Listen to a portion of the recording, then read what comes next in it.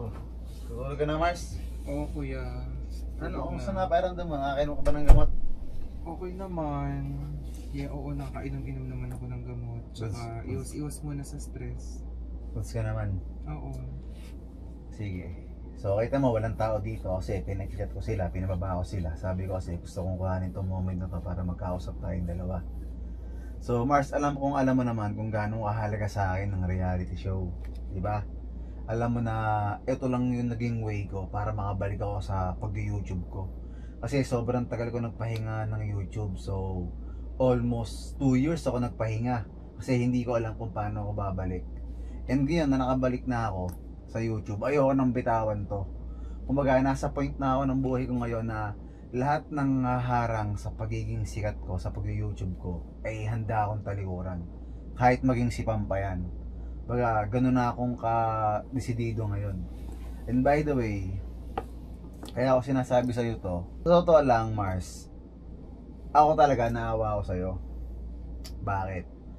Kasi alam mo kasing wala kang totoong kaibigan na nagmamahal talaga sa'yo.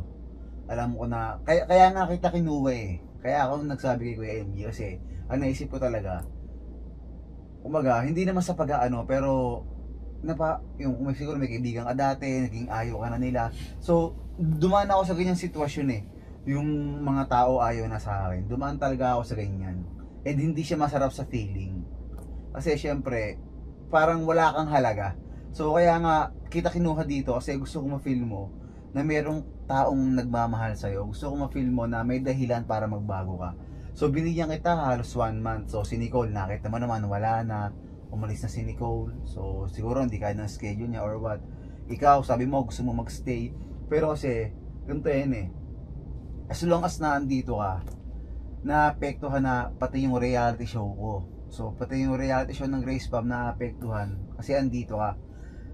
Yung upload natin, halos 10,000 comment yon, lampas pa. Lahat gustong umalis ka. So, marami mga nagsasabi na hindi na sila manonood kapag naandito ka pa. Which is, syempre, ayoko mangyari. Kasi bukod sa pagiging sikat, ito yung negosyo ko din yung YouTube na to. Dito rin isa to sa pinagkakakitaan ko. And hindi lang ako, pati sila Be, sila Pam, sila Lauren. So, lahat ng nasa Grace Family, isa to sa pinagkakakitaan. And naapektuhan na yun because of you. So, alam kong stress ka, alam kong sinabi ng doktor na, you know, na magpahinga ka. Pero Mars, hindi talaga eh. Pinilit ko naman talaga, gabi-gabi ako nag-iisip, pinilit ko namang i-fit ka sa bagay na to. Pero hindi ka talaga para dito. Siguro pagpatuloy mo na lang yung ginagawa mo sa social media, yung ginagawa mo mga content. So pero wag siguro sa reality ko kasi ayokong masira yung pinaghirapan namin na halos magwa 1 year na eh. So nagigets mo ba yung point? So siguro Mars, mas okay siguro na magpahinga ka na lang din muna. Na balik ka na lang pag okay ka na, pero pag di pa okay, so ganun muna. Ayun yung naisip ko. Hello, kuya. Wag naman. Bigyan mo pa ako ng isang chance. Kaso kasi Mars, ganito yan eh. Wala namang problema sa akin dyan. Pero kasi, alam kong hindi ko dapat sabihin to. Kasi hindi dapat ako nanonood ng mga reality. Pero ako yung leader, alam mo pwede manood. Bakit mo sinisiraan si B sa lahat? Wala, hindi ko naman siya sinisiraan Mars, eh. sinisiraan mo siya kay Mama, kay Pam. Kuya, hindi. Bakit Hindi ko mo siya sinisira si B sa siniraan. ibang tao? Hindi ko siya siniraan. Concern lang naman ako sa mga tao sa paligid ko. Kung totoong concern ka, dapat sasabihan mo sila in a nice way na, oh, Pam, mag-ingat ka kay Be kasi mamaya may mga na-open kang bagay na hindi maganda. Baka kami sasay na lang. Pero nangyayari kasi, dinadire to the point mo na, si Mama, alam mo ba man, na ganto-ganto. Tapos napanood ko din walang sinabing masama si Mama, sinabi mo kay Be, sabi ni Ma, bakit ganon? Ba't ba ayaw mo kay Be? Ano bang dahilan? Wala namang ginagawa sa'yo masama si Be.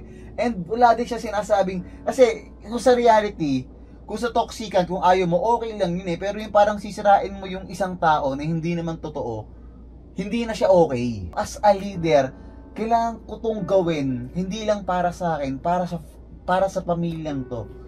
Kuya, naintindihan ko naman yung point mo, pero sana naman naintindihan mo na concern lang din naman ako sa mga tao talaga dito sa bahay. Mars, Totoo naman yung sinabi Mars, ko. Tsaka ganito siguro, hindi lang talaga natatapatan ng camera yung mga sinasabi na gano'n ni Bay. Kaya, sige, bababa ako sa sinasabi mo, tuloy sinasabi mo. Bababa ako sa way of thinking mo kung paano ako mag-isip. even totoo man yun, dapat hindi mo sinasabi yun sa iba kasi wala silang nakikitang masama kay Be. Sige, palagay, totoo, pag nakatalikod si Pam, walang camera, may sinasabi. Pero hayaan mong siya yung makapansin, o hayaan mong si Pam yung mag-unang mag-open sa'yo. Hindi mo siya dapat pangunahan kasi ako, as a nagre-review ng video, as a nagre-review ng CCTV, wala akong nakikitang ganun. So, hindi ko siya nasabing sinungaling ka. Pero sa akin kasi, hindi ba parang napapasobra na? So, ang naisip ko, para hindi na rin tayo humaba, Mars, you need to take a break. So, magpahinga ka muna sa Grace Family.